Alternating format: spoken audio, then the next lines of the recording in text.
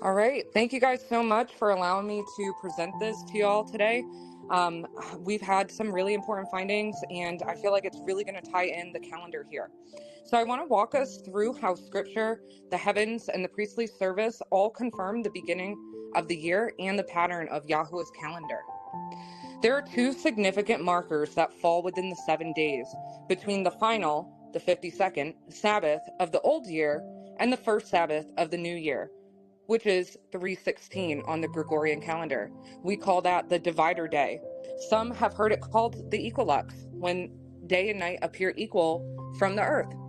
And 320, the equinox, when day and night are equal by heavenly measure, the straight line balance seen from above. These 2 days serve as posts within a sacred 7-day window, which corresponds to the consecration of the priests, the sanctification of the altar, and the glory of Yahweh entering the temple. In Ezekiel 43, we are shown the glory of Yahweh entering the temple from the east, filling his house with light and power. Ezekiel 43, 1-5 says, "Afterward he brought me to the gate, even the gate that looketh toward the east. And behold, the glory of the God of Israel came from the way of the east. And his voice was like a noise of many waters, and the earth shined with his glory. And the glory of Yahweh came into the house by the way of the gate whose prospect is toward the east. So the Spirit took me up and brought me into the inner court, and behold, the glory of Yahweh filled the house." This vision aligns with what happens during this 7-day consecration period.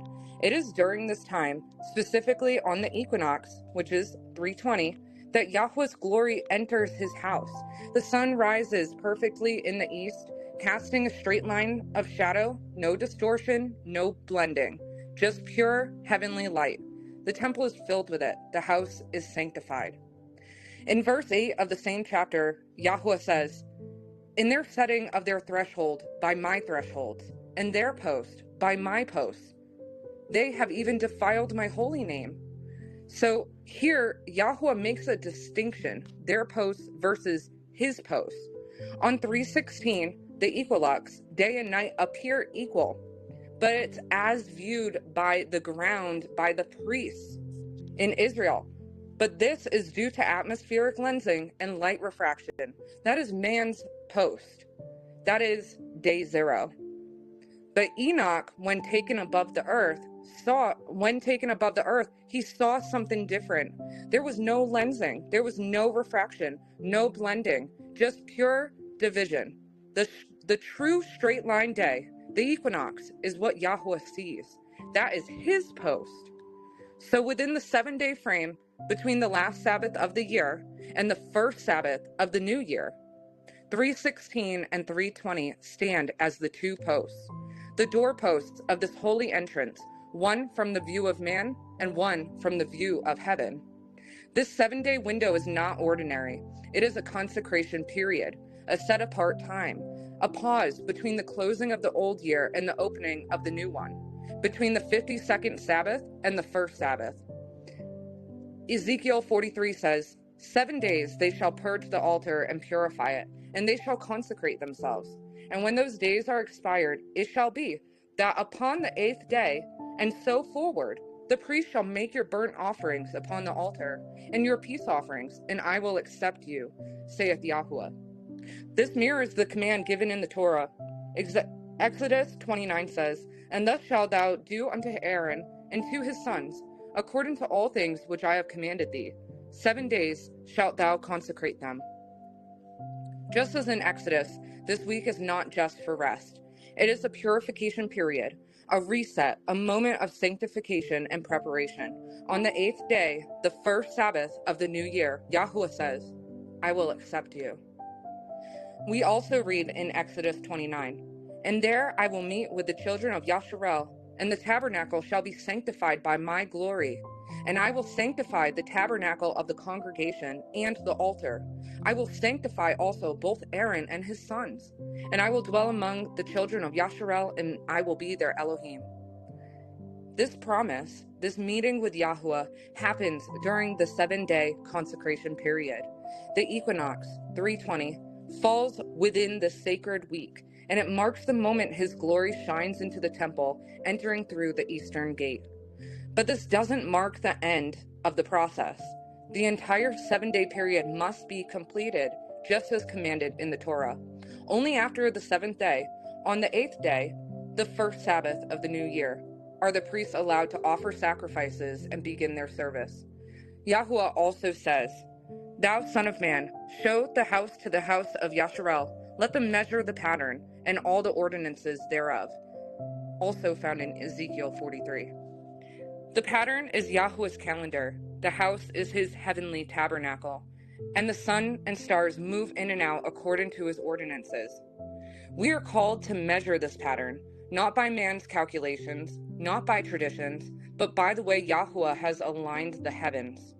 Numbers 3 says, "But those that encamped before the tabernacle toward the east shall be Moses and Aaron and his sons, keeping the charge of the sanctuary."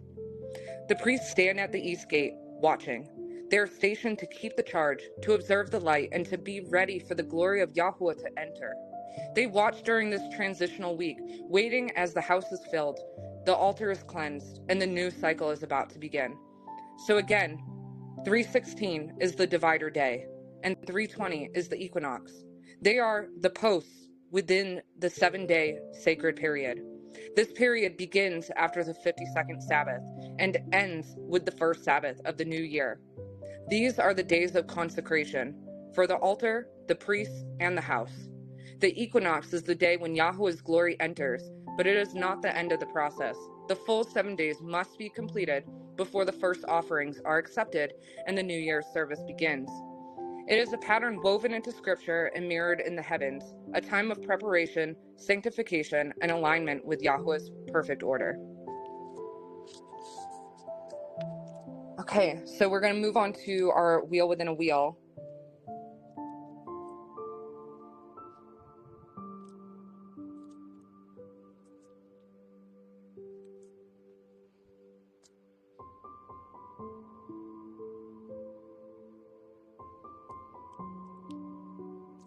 Great, thank you. Yahuwah's calendar is built on multiple overlapping cycles, like synchronized wheels. Jeremy has done a great job explaining the outermost wheel, the weekly cycle. This begins with Genesis 1 through 2, which takes place before the 6 days of creation. According to the cycle, there are 52 Sabbaths in a year, followed by a yearly divider day. This divider aligns Genesis 1 through 2 and Jubilees 1:24, setting the stage for the creation week without disrupting the 7-day pattern. This yearly divider day is also known as day 0 in the weekly cycle. It is not counted as part of any week, month, or day count. It stands alone at the end of the year, after the 52nd Sabbath, to reset the cycle and keep the weekly rhythm intact year after year. The solar cycle is a separate but connected wheel. It begins on the 4th day of creation week, when the luminaries, the sun, moon, and stars, were created, Genesis 1:14 through 19. This is where Enoch 72 verse 5 comes in, which describes the Tekufa, the equinox day, that begins the solar year. This Tekufa is also referred to as day 0, but unlike the weekly divider, it is counted in the solar cycle. It serves as the starting point for the 364-day solar year. According to the Dead Sea Scrolls, the monthly count begins from this Tekufa day, anchoring the months to the turning of the seasons. This is why it's essential that the weekly divider day comes after the 52nd Sabbath, so that Genesis 1 through 2 can serve as the placement for that divider, and the creation week begins cleanly with day 1. This preserves the structure where the sun is created on day 4, the middle of the week, just as it should be. It also ensures the seasons remain fixed in their positions and do not drift. These cycles, when understood together, reveal a beautiful and precise design that keeps time, creation, and the appointed times perfectly aligned. So, in this image, if you zoom in on the arrows corresponding to each date, you'll notice that the circle of the weekly creation cycle is divided into sections, each representing a week. There are 52 sections in total, symbolizing the 52 weeks of the year. The 52nd week ends and the divider is marked on 316. Following that, the first week of the new yearly cycle begins, and we can see that the equinox falls on the 4th day within the first week, which marks the beginning of the monthly count. The monthly count is outlined by the Mazzaroth here, with each month represented as a 30-degree segment of the full 360-degree circle. Now, if we look at the bottom right corner, we see a picture of the menorah. The menorah offers a powerful visual representation of this design. Its 7 branches symbolize the 7 days of creation week, a complete weekly cycle. But the spaces between the branches, 6 in total, reflect something deeper, the portals described in the Book of Enoch. These 6 gates mark the rising and setting positions of the sun throughout the months of the year. The straight central line of the menorah, which separates the 3rd and 4th gates, corresponds to the Tekufa, or equinox. This is the solar day 0, the perfect balance between light and darkness when day and night are of equal length, just as Enoch would have observed from above the earth, where he saw the true divisions of light and darkness without the distortion of atmospheric lensing or light refraction. So while the top of the menorah displays the flow of creation week and the weekly cycle, the spaces between the branches quietly hold the solar structure, where Yah's precision in the heavens is revealed through the gates, the Tekufa, and the turning of the seasons. The menorah, then, is not just a symbol of light. It is a picture of time and order, bearing witness to how Yahuwah aligned his creation with exactness and beauty. All right, so before we begin this next portion, it's important to understand something about how we track the stars. There's a popular theory known as the precession of the equinox, which suggests that the position of the constellation shifts slowly over thousands of years, as some believe due to a wobble in the Earth's rotation. However, there is no way to prove this theory through direct observation alone, only through man-made simulations and digital programs like Stellarium. It's important to understand that the theory of the precession of the equinox does not change the sun's yearly path. The sun is the primary light and the main timekeeper in Yah's calendar, establishing the great sign mentioned in the Book of Jubilees. The moon and stars simply act as supporting witnesses.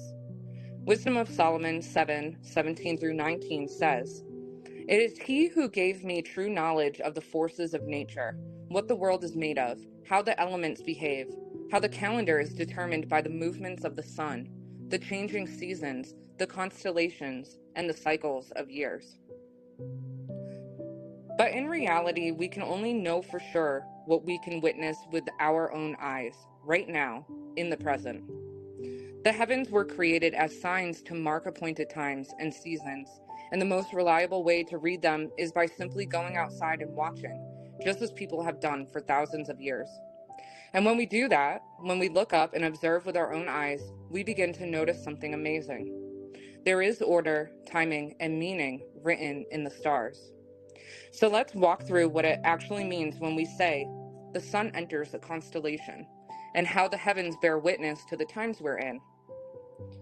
The sky is a giant wheel made up of stars, divided into 12 equal sections, each one representing a constellation or Mazzaroth sign. Each of these sections is about 30 degrees wide. At the beginning of a solar month, the sun is positioned right at the start of one of these 30-degree sections. That's what we mean when we say the sun has entered a new constellation. Jeremy, you can turn to the next picture, brother. So, for example, on the spring equinox, about an hour after sunset, when the stars are then visible, the constellation Aries appears low in the west. The stars in the western sky give us an indicator for the current solar month we are in. And the reason we look at it an hour after sunset is because that's when the light of the stars will actually appear, and you'll be able to visualize this constellation in the sky. So this is what we're looking at as an indicator for the current solar month we are in. All right, next picture. As an additional detail, at the same time, if you look to the east, you just pan around and look to the east, you'll see Leo just beginning to rise. This is especially significant because Leo is symbolic of the tribe of Judah. Just as Judah leads the 12 tribes of Yasharel, Leo leads the night sky, rising first in the east as the sun sets, bearing witness to a new season and a new cycle. So that's at the beginning of the year. All right, on our next picture, number 4, as the days go by, the wheels of stars slowly turns. 1 month later, at the start of the next solar month, Taurus appears in the west an hour after sunset, letting us know the sun has moved into that part of the sky. So every month, you can look at this on your star charts or just visualize it as you test all things this year. Look at the beginning of the month, and the Mazzaroth that's in the west an hour after sunset will be different at the beginning of every month. And this is showing the monthly wheel in the heavenly tabernacle turning. So this is what it looks like on month 2. All right, picture 5. And here's another key sign. During the first month, the star Spica, known in ancient times as the barley star, is not yet visible above the horizon an hour after sunset. But by the time of Passover, which falls on April 2nd on the Gregorian calendar, the constellation Virgo, who holds the bright star Spica, rises above the eastern horizon about an hour after sunset. Its appearance at this specific time acts as a witness in the heavenly scroll, signaling that the barley is aviv, or ripe. This celestial sign witnesses to the timing of the spring harvest, aligning the agricultural cycle on earth with the messages written in the heavens. So the star is above the horizon, the barley star is above the horizon in this picture by the time of Passover. All right, and our last picture here, even the moon plays a role in this heavenly testimony. Throughout the year, when the moon is full, it acts as a witness by standing opposite the sun in the sky. This means the constellation behind the full moon is always opposite from the one the sun is currently in. For example, if the sun is in Aries, the full moon will appear in Libra. This gives us yet another visual clue to help confirm the current solar month based on the stars. So by watching the skies, what's rising and what's setting, we can read the rhythms of time, the leadership of the tribes, the turning of the seasons, and even the timing of the harvest. It's all written in the great wheel of the stars above us, what many know as the heavenly scroll. Thank you.